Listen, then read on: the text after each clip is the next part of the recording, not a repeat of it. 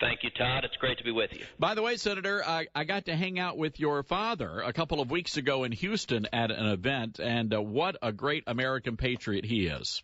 Well. Thank you so much. He's my dad. Has been my hero my whole life. You know, he fled Cuba and came to America in 1957, and he loves freedom and loves this country with all his heart. Well, Senator, it was a big day on Capitol Hill, and I know that you have some concerns because the Democrats, in the midst of all of this debate, declared war on homeschoolers, and you really delivered, quite frankly, a passionate speech last night in defense of homeschoolers. What's the status right now of homeschool families when it comes to this tax bill?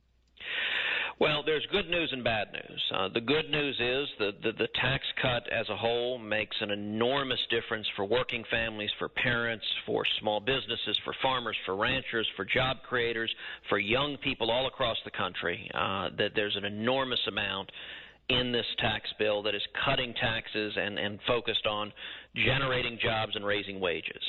There is also, as part of this tax bill, the most significant federal school choice legislation that has ever passed, and that is an amendment that I introduced that takes existing college 529 savings plans. 529 savings plans, as you know, are immensely popular.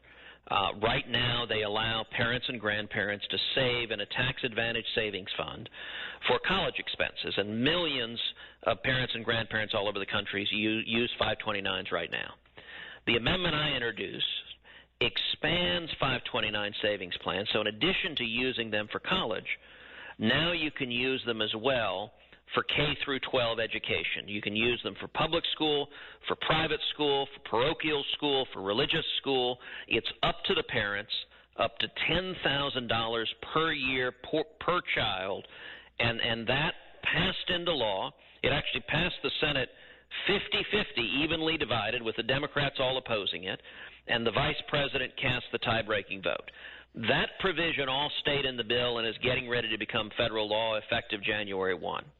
As you noted, Todd, unfortunately, one component of that amendment the Democrats managed to strike late last night, which is I had a component in there that specifically applies to homeschoolers and allowed homeschoolers to deduct the cost of homeschooling their kids. There are about 1.8 million homeschoolers in America. And growing.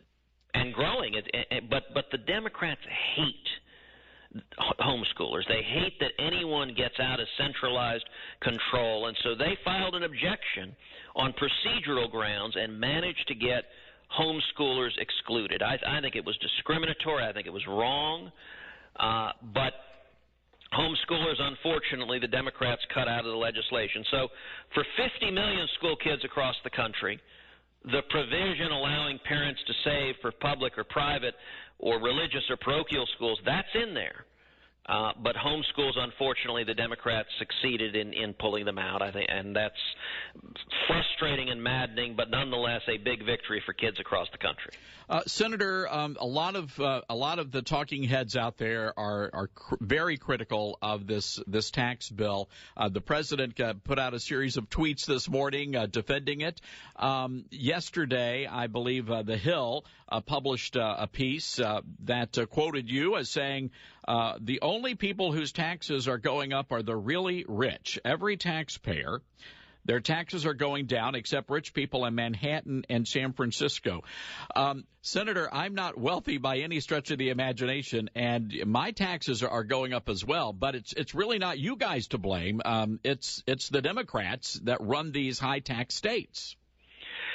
Well, there's no doubt the Democrats in states like New York and New Jersey and California have jacked up state and local taxes to crushing levels, and I think that's very unfortunate.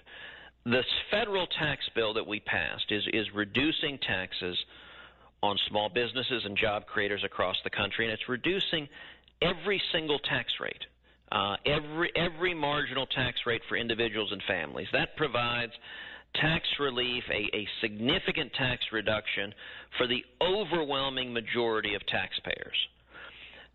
In my view, I wish this tax cut had provided a tax cut for every single taxpayer. In fact, one of the biggest things I've been battling is that there should be nobody, in my view, whose taxes are going up because of this. And I just think as Republicans, we should be cutting taxes. And the reason there is a subset of people going up whose taxes are going up is because one of the things this tax bill does, as you know, is it eliminates the deduction for state and local taxes. And so for very high tax states, that's a big deduction. Now, what I pressed to do to mitigate that, because early on, the first version of this bill that was considered, there were actually a fair number of taxpayers potentially in high tax states whose taxes were going up. I didn't think that was right. I didn't think that was fair.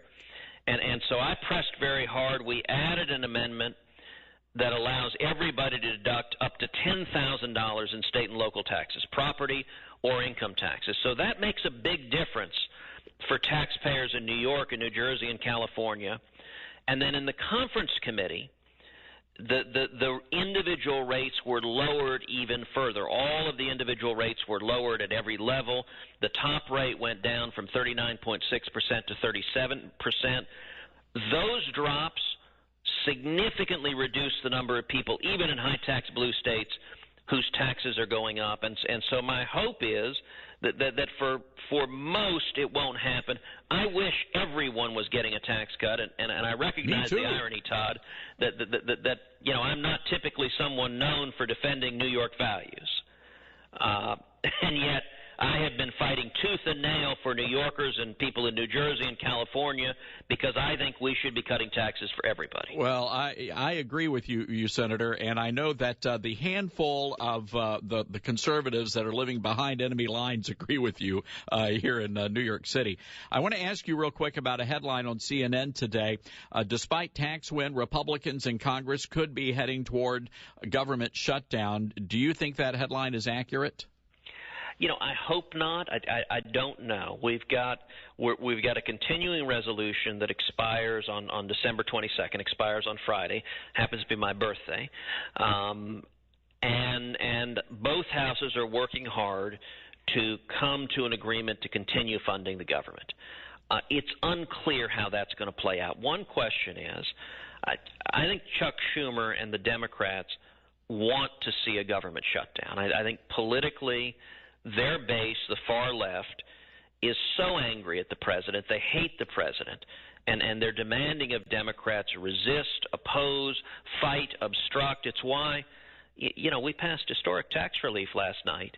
Not a single Democrat in the House or Senate voted for it. That's right. Which is completely unprecedented.